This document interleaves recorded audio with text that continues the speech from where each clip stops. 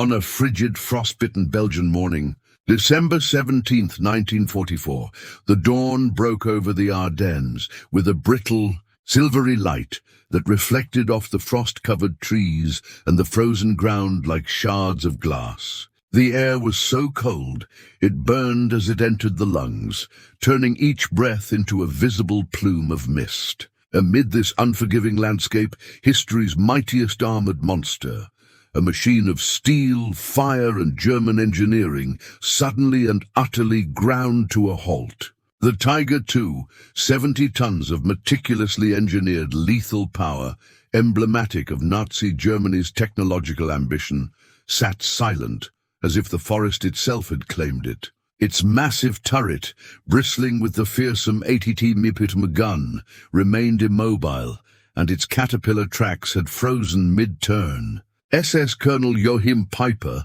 a man hardened by years of brutal campaigns on both the eastern and western fronts, struck the turret in frustration. The noise echoed hollowly through the mist, but it did nothing to revive the dormant engine. It had choked, gasped, wheezed, and then finally surrendered entirely to the cold.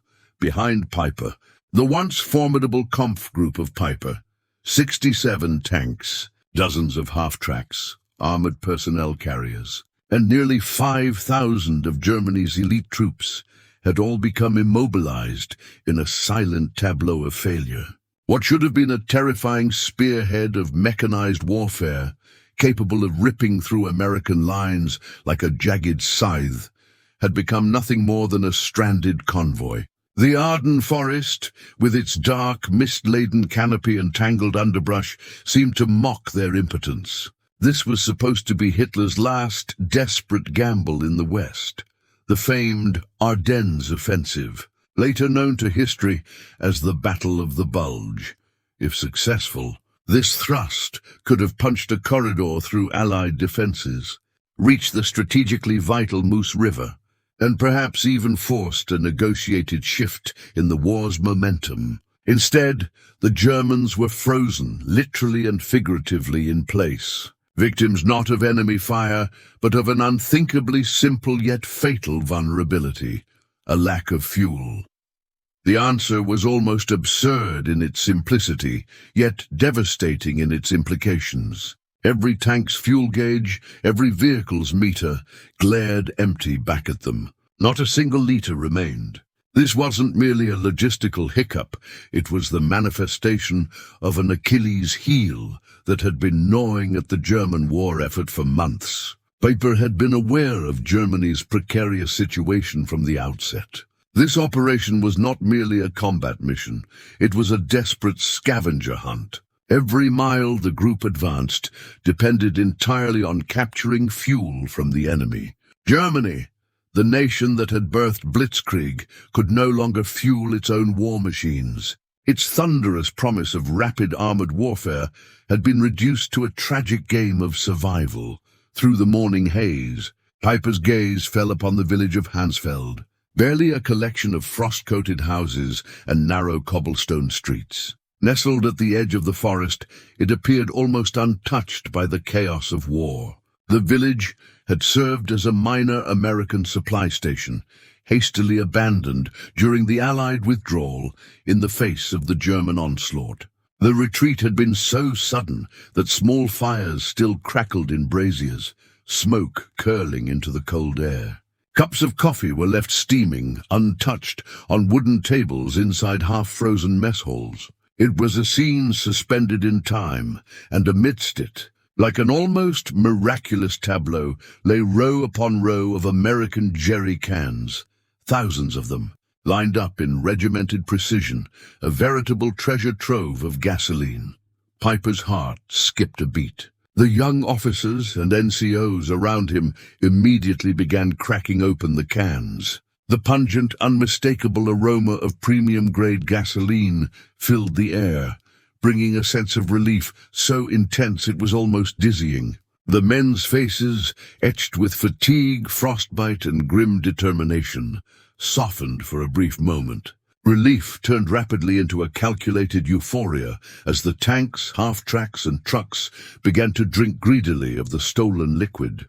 Piper surveyed the massive stockpile and began running the numbers in his head. 50,000 gallons, a quantity so vast that it could theoretically fuel every vehicle in his group for days, perhaps enough to reach the Moose River and beyond, if luck held. For the first time in weeks, hope sparked in his mind. It seemed almost providential, a divine rescue that had arrived at precisely the moment when Germany's war machines had threatened to freeze into oblivion.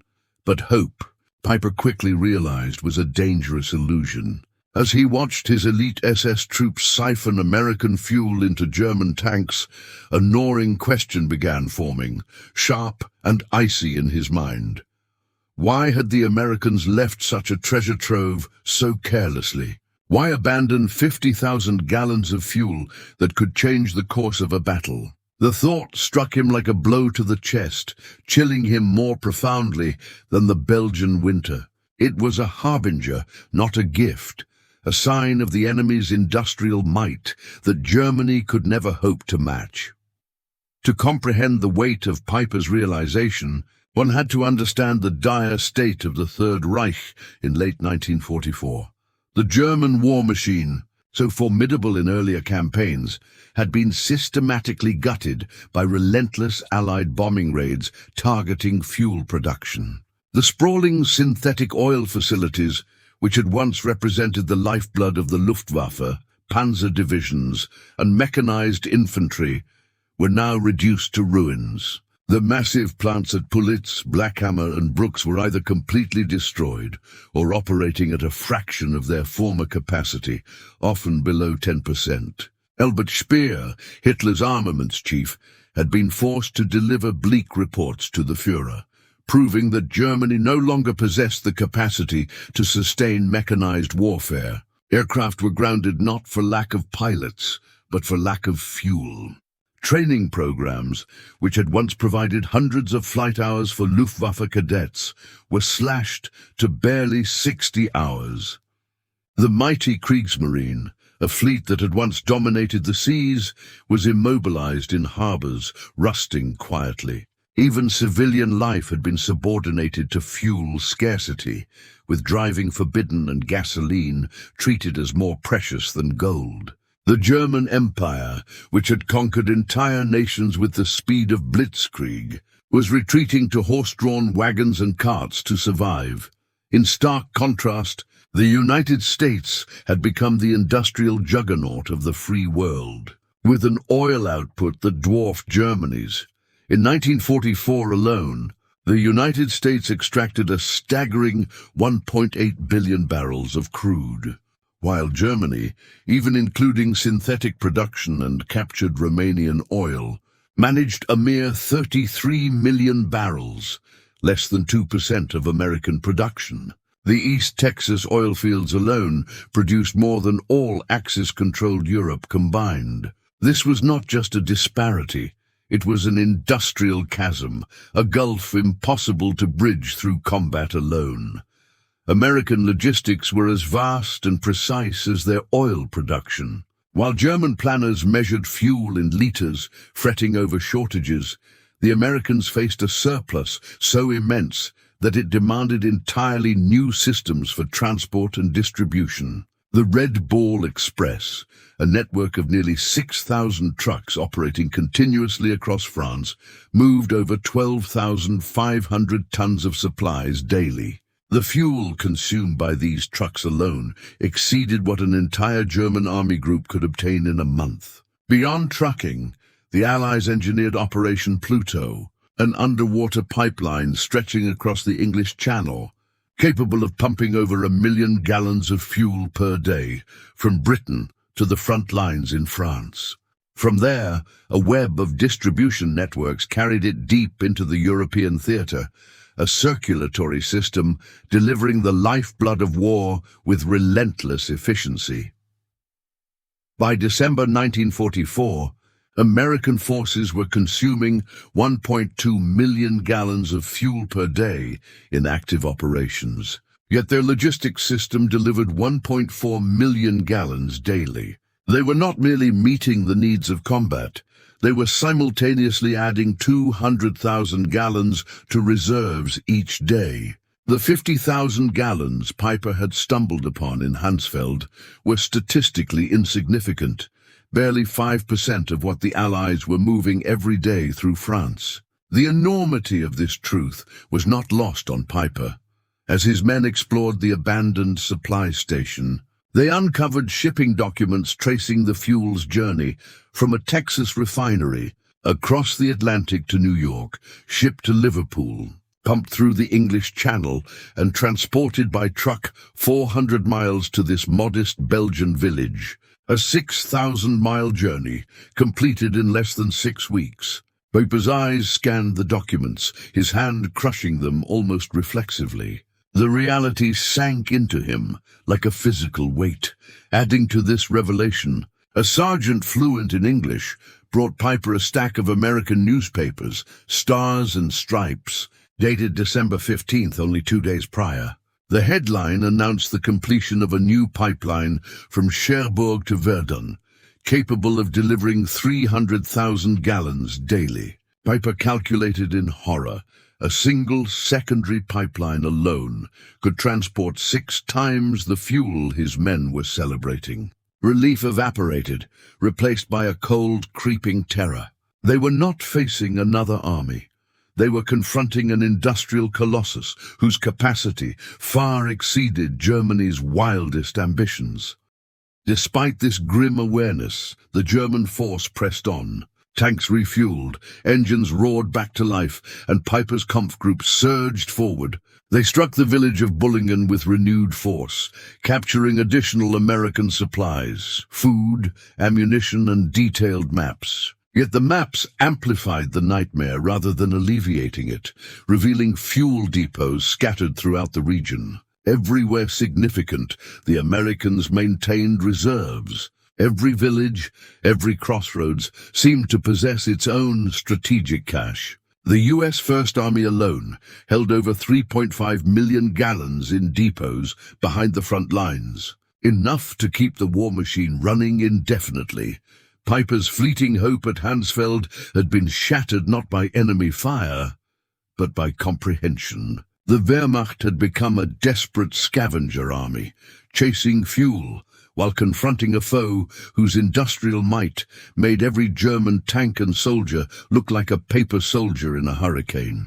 He understood with bone-deep clarity that no victory achieved through courage, training, or elite soldiers could overcome an adversary whose strength was measured in barrels, pipelines, and relentless logistics. The Ardennes, for all its frost, fog, and forested hills, had become a stage for the ultimate clash, not of weapons, but of industrial titans.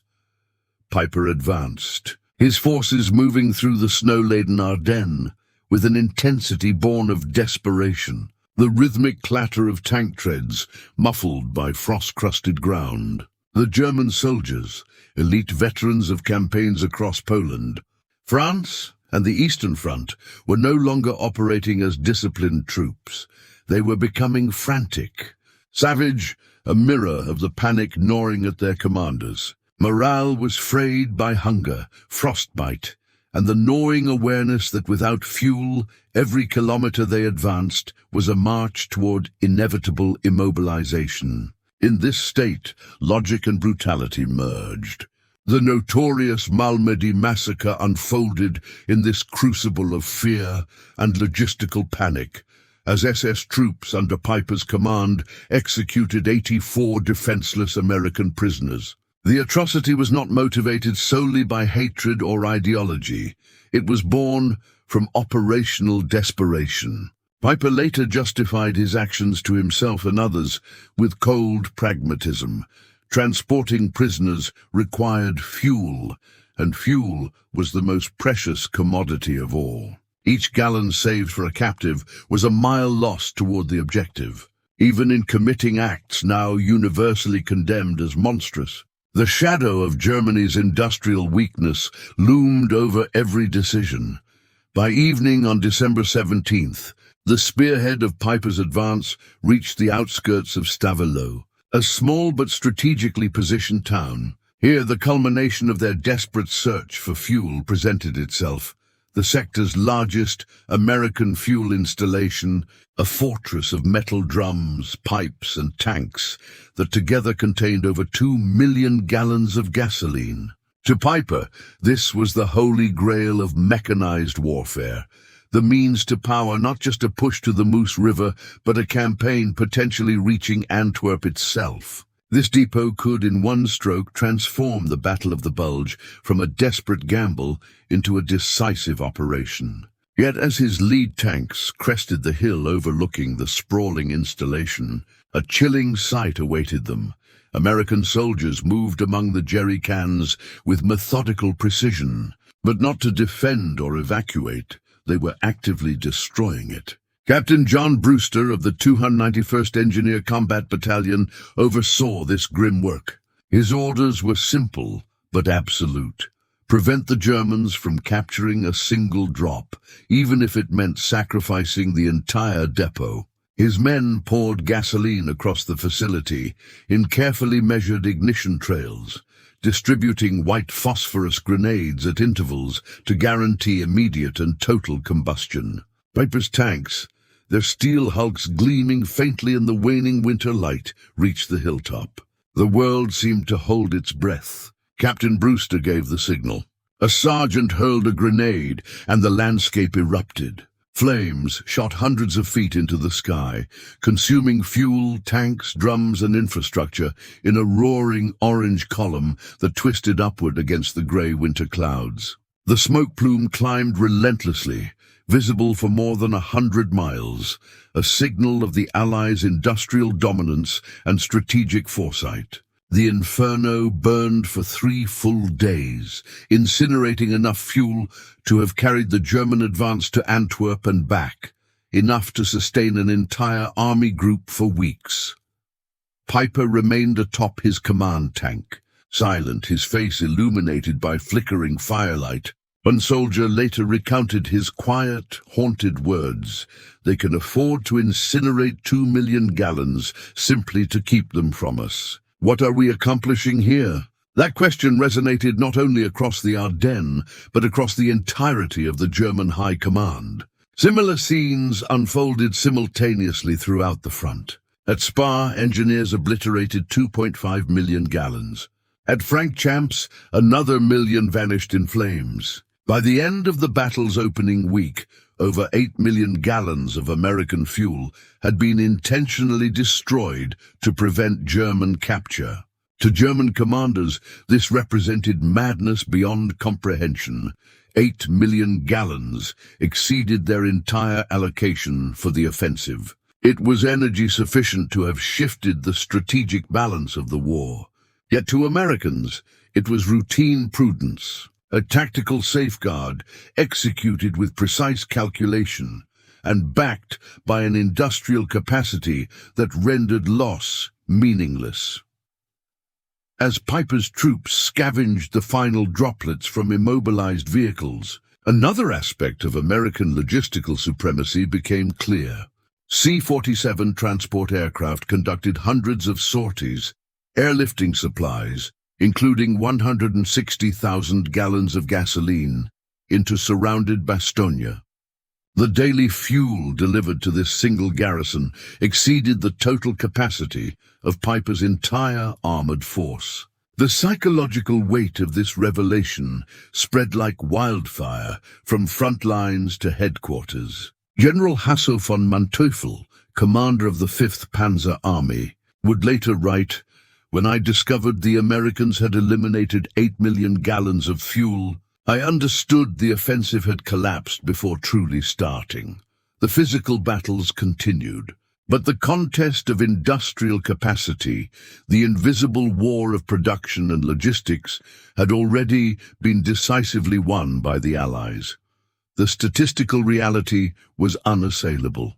German mechanized units, once symbols of battlefield terror, were now consuming fuel at catastrophic rates. A Tiger tank burned 2.5 gallons per mile in combat, while an American Sherman, lighter and less technologically complex, consumed under 1 gallon for the same distance. American trucks were standardized with interchangeable parts, maintenance routines streamlined and efficient. German units, by contrast, were a logistical patchwork of captured and foreign equipment, French tanks requiring specific lubricants, Soviet trucks with incompatible components, all compounding the nightmare of maintaining a cohesive fighting force. Every vehicle immobilized by mechanical failure or fuel shortage was a reminder that tactical brilliance alone could not overcome strategic insufficiency. By December 20th, the final confirmation of Piper's doom arrived via radio. An American airstrike had destroyed the German fuel convoy, leaving his division isolated. Piper assembled his officers beneath the cold, snow-laden sky. One spoke bluntly, "We have fuel for approximately 20 kilometers. The Moose River is 30 kilometers distant."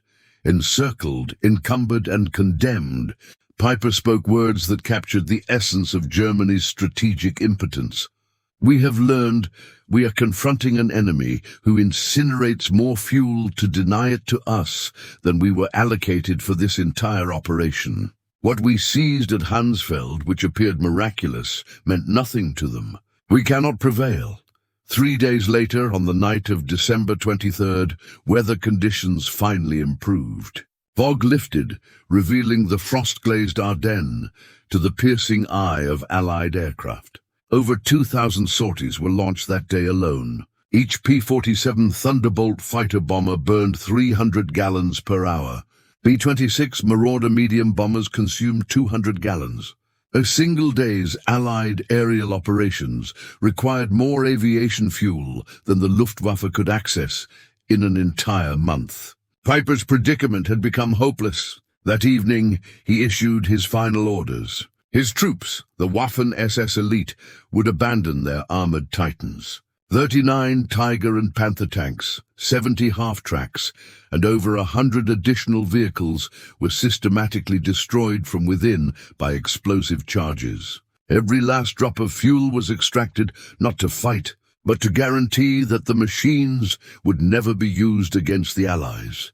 Under cover of darkness, Yohim Piper and the 70 survivors from his original 5,000-man force slipped through snow-drenched forests. Ghosts moving silently through the Ardennes, they left behind millions of Reichsmarks in military technology, tanks, half-tracks, and artillery that could have extended their campaign by weeks, conquered not by superior firepower, but by the immutable arithmetic of empty fuel tanks. The saga of Kampfgruppe of Piper and the fleeting triumph of 50,000 gallons of captured gasoline transcends mere battlefield narrative. It crystallizes the cruel truth of industrial warfare. Bravery, skill, and determination could not overcome numerical and material supremacy. Individual heroism, extensive combat experience, or technological superiority, none of it mattered. The Tiger tank, technically superior to the Sherman in many respects, was useless without fuel. German soldiers, battle-hardened veterans, were powerless when faced with an opponent whose factories and refineries were continents apart, yet could supply more fuel in a single day than Germany could in months. By 1944, the Allies' production superiority over the Axis exceeded 5-1 in nearly every category of equipment. In petroleum, the lifeblood of mechanized warfare, that ratio approached 50-1. Germany, a continental power, was fighting a global superpower with the industrial capacity of an economic behemoth, while its own logistics resembled a small, developing country struggling to feed a single mechanized army. When Allied recovery teams finally reached Piper's abandoned site at Leglaise, they found dozens of tanks in pristine operational condition. Official reports noted that restoring all 39 tanks to mobility would require approximately 8,000 gallons of fuel drawn from local reserves and could be completed within 4 hours. For the Americans, this was routine. For the Germans, the same fuel had represented an impossible strategic treasure. Today, one of Piper's King Tigers remains on display in a Leglaze museum, precisely where it ran out of fuel. It stands as a cold, silent testament to the unforgiving principle of modern warfare. Courage and valor cannot defeat logistics, and no army, however disciplined, can fight without fuel.